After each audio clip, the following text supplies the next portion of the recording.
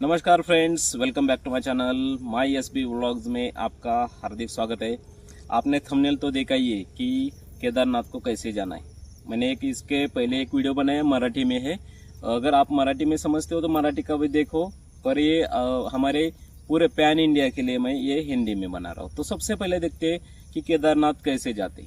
केदारनाथ जाने के लिए आप अगर महाराष्ट्र से जा रहे हो या पूरे भारत में से भारत के किसी भी राज्य से जा रहे हो तो ये वीडियो आप सबके लिए यूजफुल होने वाला है। तो ये वीडियो पूरा देखना, इसमें बहुत सारी इन्फॉर्मेशन मैंने दी है और इसके साथ जो आपको मैं टिप्स बताऊंगा उसको फॉलो करना, ठीक है। तो अगर आप समझो आप महाराष्ट्र से जा रहे हो या किसी राज्य से जा रहे हो तो कैसे जाए वो इसको भी हम देखते हैं। उसके बाद आप तो सबसे पहले देखते हैं महाराष्ट्र से कैसे। अगर आप महाराष्ट्र से जा रहे हो, महाराष्ट्र से केदारनाथ जाने के लिए सबसे पहले आपका पड़ाव क्या है। देखो, आप अगर पुणे से जा रहे हो तो पुणे से आपको जाना पड़ेगा दिल्ली। तो पुणे से अगर किसी भी ट्रेन से जाते हो तो उसमें सबसे पहली ट्रेन आती है झेलम एक्सप्रेस। अगर आप झेलम एक्सप्रेस से जाते हो दिल्ली तक या आगे भी जा सकते हो उसमें, पर दिल्ली तक जाना उससे अच्छा रहता है। तो झेलम एक्सप्रेस से आप दिल्ली जाओ, दिल्ली से ऋषिकेश जाओ या डायरेक्ट हरिद्वार जाओ और वहाँ से आप केदारनाथ जा सकते हो। तो उससे पहले मैं दूसरे भी राज्य से बता रहा हूँ। अगर आप कौन से भी राज्य में रह रहे हो तो आपको सबसे पहले आना है दिल्ली। अगर आप दिल्ली आते हो तो दिल्ली से आपको सबसे पहला जो पड़ाव आता है वो हमारा हरिद्वार आता है। तो हरिद्वार में आना, हरिद्वार को पूरा एक्सप्लोर करना। उसके बाद आपको ऋषिकेश जाना। ऋषिकेश जाने के बाद आप ऋषिकेश में एक्सप्लोर करने के बाद राम झूला, लक्ष्मण झूला सब आप देखो। बहुत ही सुंदर है और पूरा नेचर है, ज़बरदस्त है, एकदम सुंदर। तो उससे बाद आप ऋषिकेश के बस स्टैंड पे जाओ और वहाँ से बस ले लो। बाय बस आपको जाना है सोनप्रयाग, ठीक है। यहाँ तक तो समझ में आया। तो आप अगर ये ट्रेन से आते हो तो ट्रेन से मैंने आपको आपके घर से बताया कि आप घर से निकलने के बाद आपको सबसे पहले आना है कहाँ, दिल्ली आना है। तो सेम वैसे ही अगर आप फ्लाइट से भी आते हो तो फ्लाइट से भी आपको आना है सेम दिल्ली आना है। दिल्ली से डायरेक्ट देहरादून जाना है और देहरादून से आपको बाय बस जाना पड़ेगा, ठीक है। या अगर आप कैब करते हो या आपकी खुद की व्हीकल है या रेंट पे ले रहे हो तो रेंट पर आपको सोनप्रयाग तक जाना है, ठीक है। ये दोनों पॉइंट आपको समझ में आए। तो देखो, सोनप्रयाग सबसे इम्पोर्टेंट प्लेस है। सोनप्रयाग में आपको अगर आप देर शाम पहुंचते हो तो उसके बाद वहाँ आपको रुकने के लिए डॉर्मिटरीज है। उसके बाद होटल से बहुत ही अच्छा सुविधा एकदम आपको मिलेगा। तो एक रात के लिए स्टे करो वहाँ और अगले दिन आपको, ठीक है। अगर आप सोनप्रयाग रहते हो, सोनप्रयाग से अगले दिन सुबह आपको जल्दी निकलना है, जल्दी से आपको निकलना है गौरीकुंड। वहाँ से आपको सोनप्रयाग से गौरीकुंड तक 5 किलोमीटर का अंतर है और वहाँ आपको बोलेरो मिलेगी।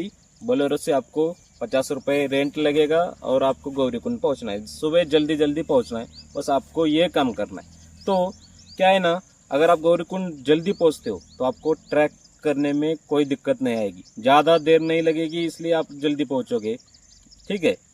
तो अगर आप मैं ऐसा समझ लेता हूँ कि आप गौरीकुंड तक अच्छे से पहुँचे हो तो गौरीकुंड से आपको वहाँ गौरीकुंड में नहाना है, वहाँ सब पूजा अर्चना करनी है और वहाँ से आपकी ट्रैक की शुरुआत होती।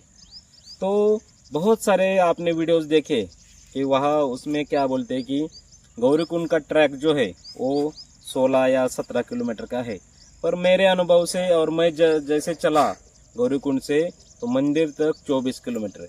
क्लियर 24 किलोमीटर आता है, ज़्यादा पर कम नहीं, ठीक है।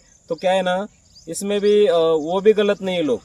क्या है ना, वो पुराना रास्ता था जो आपदा के पहले था, वहाँ से 16 ही किलोमीटर था।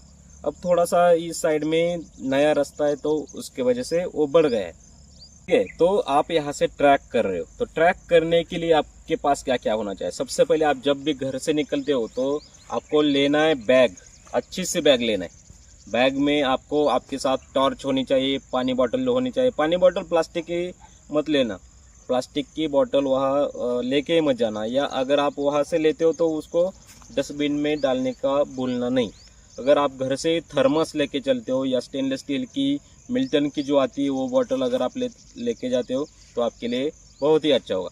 और मैंने ऐसा देखा है कि अगर आप ट्रैक करते हो तो कई लोग पानी ज़्यादा पीते हैं, तो पानी ज़्यादा पीने के बाद उनको तकलीफ होती है। तो जाते टाइम थोड़ा थोड़ा पानी पीना, थोड़ा सा ड्राई फ्रूट्स लेना, और ड्राई फ्रूट्स में आप अगर थोड़ा थोड़ा टाइम पे रुकते भी हो, आराम करते हो, तो आपको चलने में कोई भी दिक्कत नहीं होगी। आपको ज़बरदस्त एकदम ट्रैक का अनुभव होगा। नेचर का मज़ा लेते हुए, सुंदर सब नेचर देखते हुए आपको केदारनाथ तक जाना है।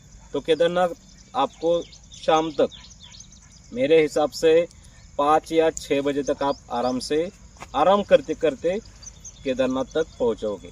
तो केदारनाथ में आपको क्या करना है, सबसे पहले रूम देखना है, या कहीं कमरा मिलता है कमरा देखो, या टेंट मिलता है तो टेंट ले लो। ज़्यादा प्राइसेस नहीं है, 200 रुपये से 400 रुपये तक, 600 रुपये तक टेंट मिल जाते हैं आराम से। अगर आप शेयरिंग करते हो तो 6000 का रूम ले लो, कमरा ले लो, केदारनाथ के साइड में ही मिलता है। ठीक है, यहाँ तक तो समझे।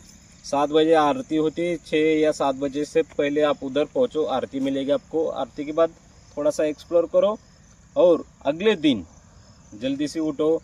उठने के बाद आप नहाओ, और उसके बाद और एक बार बाबा का दर्शन ले लो, और अपना ट्रैक वापस करो, वापस आ जाओ। ठीक है, यहाँ तक तो समझे। और आगे जाके अगर आप कुछ इसमें आपको लगता है कि मुझे ऐसा क्वेश्चन है, तो आप कमेंट बॉक्स में कमेंट करो, और चैनल का सब्सक्राइब करना मत भूलो। ठीक है, तो मिलते हैं अगली वीडियो में, तब तक के लिए धन्यवाद।